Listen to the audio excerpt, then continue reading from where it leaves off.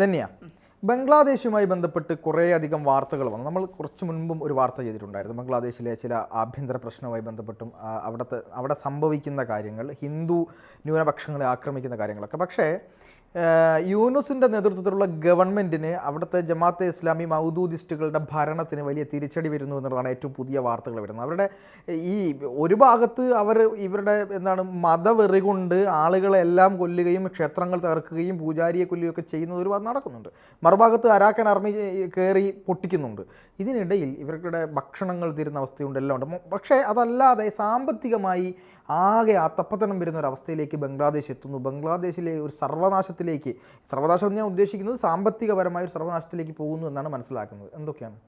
തീർച്ചയായിട്ടും ബംഗ്ലാദേശ് ഒരു പാഠം പഠിക്കുന്നു എന്ന് തന്നെ പറയേണ്ടി വരും. യൂനസിന്റെ സർക്കാർ ഷെയ്ഖ് ഹസീനയെ അട്ടിമറിച്ച് പുറത്താക്കിയതിനു ശേഷം ജമാഅത്തെ ഇസ്ലാമിയുമായി ചേർന്ന് ബംഗ്ലാദേശിൽ കാട്ടിക്കൂട്ടുന്ന അക്രമങ്ങൾക്ക് ഒരു പരിധി വരെ അരാക്കൻ ആർമിക്ക് തടയിടാൻ കഴിഞ്ഞിട്ടുണ്ട് എന്നുള്ളതാണ്. ഈ പ്രളയ സമയത്ത് മ്യാൻമാറിനെ സഹായിച്ച, അരാക്കൻ ആർമിയെ സഹായിച്ച ഇന്ത്യയോടുള്ള സ്നേഹം അവർ തിരിച്ച് ഇന്ത്യയോടുള്ള ഈ പണിക്ക് നല്ല രീതിയിൽ കൊടുക്കുന്നുണ്ട് എന്നുള്ളത് നമ്മൾ കണ്ടതാണ്. ഇന്ത്യയും ചൈനയും പിന്നെ ഒന്നിച്ചിറങ്ങുന്നു. പ്രത്യേകിച്ച് മ്യാൻമാറിലെ റോഹിംഗ്യകളുടെ വിഷയം അവരവിടെ അഴിഞ്ഞാടിയ സമയത്ത് അവരെ അടിച്ചൊതുക്കാൻ ഈ അരാക്കൻ ആർമി രംഗത്തെത്തിയിരുന്നു. ഇപ്പോൾ ബംഗ്ലാദേശിനെയും ഒരു വിധത്തിൽ ഒതുക്കാൻ അവർക്ക് കഴിയുന്നു എന്നുള്ളത് നമുക്ക് പറയാതിരിക്കാൻ കഴിയില്ല. എന്താണ് ബംഗ്ലാദേശിന്റെ വിഷയം? ബംഗ്ലാദേശ് ഇന്ത്യയെ ചൊറിയാനുള്ള കാരണവും എന്താണ്? അപ്പോൾ ബംഗ്ലാദേശിലേക്ക് ഏറ്റവും കൂടുതൽ സാധനങ്ങൾ കയറ്റുമതി ചെയ്തിരുന്നത് ഇന്ത്യയാണ്. ആ ഇന്ത്യയുമായി ഡീപ് സ്റ്റേറ്റുമായി ബംഗ്ലാദേശ് സഹകരിച്ചുകൊണ്ട് മോദിയെ പുറത്താക്കാനുള്ള ശ്രമങ്ങൾ നടത്തുന്നു. അപ്പോൾ ഇത് ഇന്ത്യ അറിയുന്നു. മാത്രമല്ല ബംഗ്ലാദേശിലെ ന്യൂനപക്ഷങ്ങളെ ആക്രമിക്കുന്നു. അവിടെ ഹിന്ദുക്കളായാലും ക്രിസ്ത്യൻസ് ആയാലും ബുദ്ധരായാലും പാഴ്സികളായാലും ഒക്കെ വലിയ രീതിയിൽ അക്രമങ്ങൾക്ക് ഇരയാകുന്നു. അമ്പലങ്ങൾ തകർക്കുന്നു. ഒരു തരത്തിലും ന്യൂനപക്ഷങ്ങളെ ജീവിക്കാൻ അനുവദിക്കാത്ത തരത്തിലേക്ക് ബംഗ്ലാദേശ് കാര്യങ്ങൾ എത്തിക്കുന്നു. ഈ സമയത്ത് ഇന്ത്യയോട് ഇനി ഒരു സഹായവും വേണ്ട, ഇന്ത്യയുമായി ഞങ്ങൾക്കിനി ഒരു ബന്ധവും വേണ്ട, ഞങ്ങളിനി പാകിസ്ഥാനുമായി ബന്ധം സ്ഥാപിക്കാൻ തീരുമാനിച്ചിരിക്കുന്നു. കാരണം ഇന്ത്യയുടെ ശത്രുരാജ്യമാണല്ലോ പാകിസ്ഥാൻ. അപ്പോൾ പാകിസ്ഥാനുമായി ബന്ധം സ്ഥാപിച്ചുകൊണ്ട് ഇന്ത്യയെ തകർക്കുക. അപ്പോൾ ഇന്ത്യയിൽ നിന്ന് ഉരുളക്കിഴങ്ങ് പോലുള്ള സാധനങ്ങൾ വാങ്ങിക്കൊണ്ടിരുന്ന ബംഗ്ലാദേശ് പെട്ടെന്ന് ഇന്ത്യയോട് പറഞ്ഞു, നിങ്ങളുടെ സഹായമൊന്നും ഞങ്ങൾക്ക് വേണ്ട, ഞങ്ങൾ ഇനി പാകിസ്ഥാനോട് ഉരുളക്കിഴങ്ങ് വാങ്ങിക്കോളാം.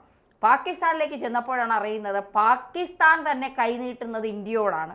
ആ ഇന്ത്യയോട് കൈനീട്ടി വാങ്ങുന്ന ഉരുളക്കിഴങ്ങ് പാകിസ്ഥാനിലെ തികയുന്നില്ല. പിന്നെ എങ്ങനെയാണ് ബംഗ്ലാദേശിന് കൊടുക്കുന്നത്? എങ്കിലും കൊടുക്കാമെന്ന് സമ്മതിച്ചു. ഇന്ത്യ കൊടുക്കുന്നതിൻ്റെ ഇരട്ടി വിലക്കാണ് പാകിസ്ഥാൻ ബംഗ്ലാദേശിന് ഉരുളക്കിഴങ്ങ് നൽകിയത്.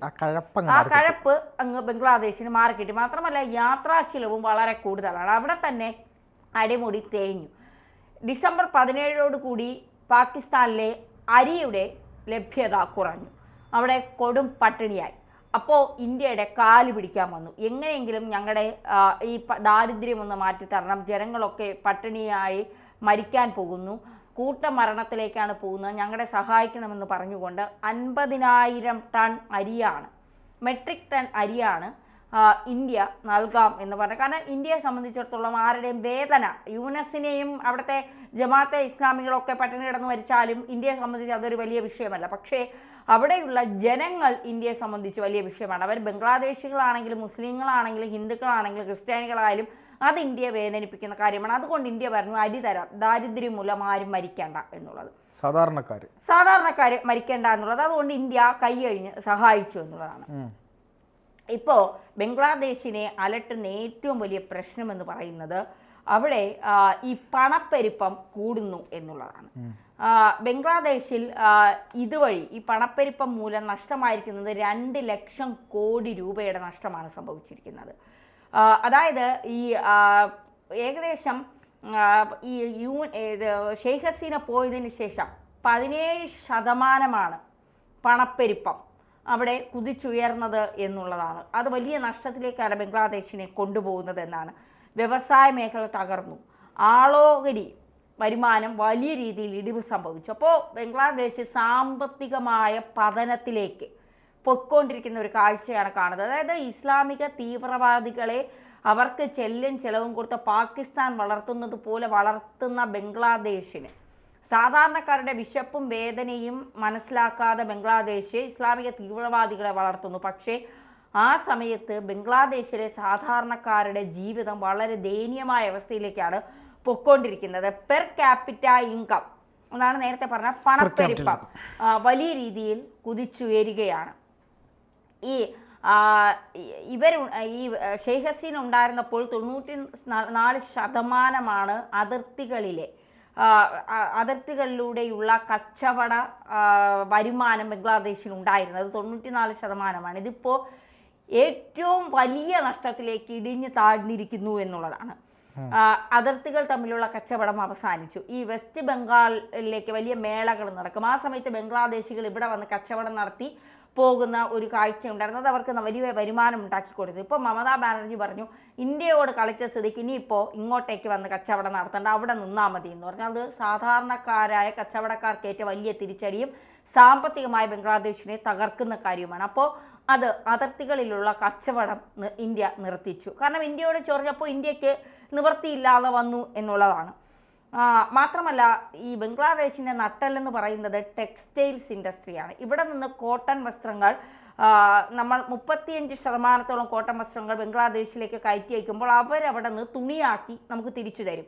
അങ്ങനെയായിരുന്നു ഇന്ത്യയും ബംഗ്ലാദേശും തമ്മിലുള്ള വലിയ സാമ്പത്തിക ബന്ധം മുന്നോട്ട് പൊയ്ക്കൊണ്ടിരുന്നത്. ഇപ്പോൾ അത് ഷെയ്ഖ് ഹസീനയുടെ സമയത്ത്, ഇപ്പോൾ ഈ യൂനസ് വന്നതിന് ശേഷം മൊത്തത്തിലുള്ള സാമ്പത്തിക നില തകർന്നപ്പോൾ ടെക്സ്റ്റൈൽ ഇൻഡസ്ട്രി ബിസിനസ്സും തകർന്നപ്പോൾ അത് വലിയ രീതിയിലുള്ള സാമ്പത്തിക അധപ്പതനത്തിലേക്ക് ബംഗ്ലാദേശിനെ കൊണ്ടെത്തിച്ചു. ഇന്ത്യ കോട്ടണുകളൊന്നും അങ്ങോട്ടേക്ക് കയറ്റി അയക്കുന്നില്ല തീരുമാനിച്ചു.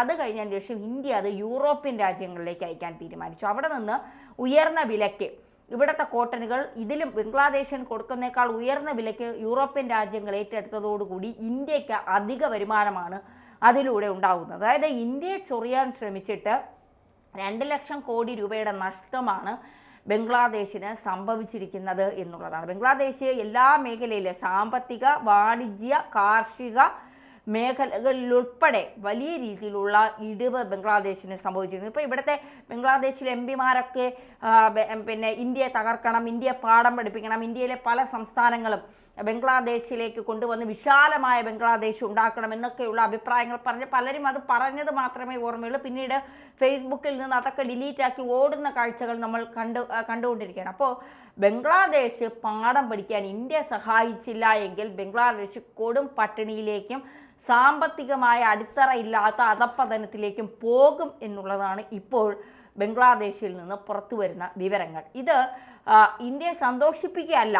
ഇന്ത്യയെ സംബന്ധിച്ച് അവിടുത്തെ സാധാരണക്കാരായ ജനങ്ങളുടെ ഒരു മാനസികാവസ്ഥ അല്ലെങ്കിൽ അവരുടെ ഒരു ബുദ്ധിമുട്ടുകൾ ഇന്ത്യ മനസ്സിലാക്കുന്നുണ്ട് എന്നുള്ളതാണ്. പക്ഷേ ഇന്ത്യയെ ചൊറിഞ്ഞാൽ അത് വലിയ രീതിയിൽ ബംഗ്ലാദേശിന് തിരിച്ചടിയാകും എന്നുള്ളത് ഇപ്പോൾ ബംഗ്ലാദേശ് മനസ്സിലാക്കുന്നു എന്നുള്ളതിൽ സംശയമില്ല എന്ന് തന്നെയല്ലേ നമുക്ക് ഇതിലൂടെ മനസ്സിലാക്കാൻ സാധിക്കുന്നത്. ഇവന്മാർക്ക് ഭരിക്കാൻ അറിയില്ല. ഇവന്മാർക്ക് ഈ തീവ്രവാദ പ്രവർത്തനം നടത്തുക എന്നതിലുപരിയായിട്ട് മറ്റെന്തെങ്കിലും അറിയാമോ എന്ന് ചോദിച്ചാൽ ഒന്നും അറിയില്ല എന്ന് തന്നെ പറയേണ്ടി വരും. ഒരു സർക്കാരിൻ്റെ ഭരണതലപ്പത്ത് പെട്ടെന്ന് കയറിയിരുന്ന് എന്താ പറയുക, പൊട്ടനെ ലോട്ടറി അടിച്ച പോലെയല്ലേ ഒരു ഇത് കിട്ടുന്നത്. അപ്പോൾ അങ്ങനെ കയറി ഇരുന്നു കൊണ്ട് എന്തെങ്കിലും ചെയ്യാൻ ശ്രമിക്കുമ്പോൾ ആ രാജ്യം കുത്തനെ താഴോട്ട് പോകും. ഈ പറയുന്ന പാലസ്തീനിൽ നമ്മളത് കണ്ടതാണ്, ഇറാനിൽ അത് കണ്ടതാണ്, അതുപോലെ തന്നെ സിറിയയിൽ അത് കണ്ടതാണ്.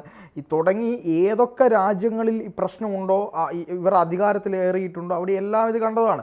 അങ്ങനെ സാമ്പത്തികമായി മൊത്തം താഴോട്ട് പോവുകയും അവിടുത്തെ ജനങ്ങളെ തന്നെ വല്ലാതെ ബുദ്ധിമുട്ടിലാക്കുകയും ചെയ്യുന്ന ഒരു അവസ്ഥയുണ്ട്. അവിടുത്തെ ജനങ്ങൾ യഥാർത്ഥത്തിൽ ഇതൊക്കെ ഇഷ്ടപ്പെടുന്നുണ്ടോ, സാധാരണക്കാർ ഇത് ഇഷ്ടപ്പെടുന്നുണ്ടോ എന്ന് ചോദിച്ചാൽ ചിലപ്പോൾ ഉണ്ടാവില്ല. അവർക്ക് ജീവിക്കാൻ ആഗ്രഹം ഉണ്ടാകുമല്ലോ. പക്ഷേ എന്താണ്, തീവ്രവാദ സ്വഭാവമുള്ളവർ കയറി പ്രക്ഷോഭമുണ്ടാക്കുന്നു, അടിച്ചമർത്തുന്നു, ഭരണം പിടിക്കുന്നു. അവിടെയുള്ള ആളുകൾ തന്നെ അവസാനം ഭക്ഷണം കിട്ടാതെ തെരുവിലിറങ്ങി തെണ്ടേണ്ട ഒരു ഗതിയിലേക്ക് ബംഗ്ലാദേശ് എത്തി കുത്തുപാള എടുക്കേണ്ട സ്ഥിതിയിലേക്ക് പോയിക്കൊണ്ടിരിക്കുകയാണ്. നമുക്കത് കണ്ട് സന്തോഷിക്കാനൊന്നും കഴിയില്ല. നമ്മളെ അയൽരാജ്യമാണ്. എന്തായാലും എന്ത് സംഭവിക്കും എന്നുള്ളത് നോക്കിക്കാണാം.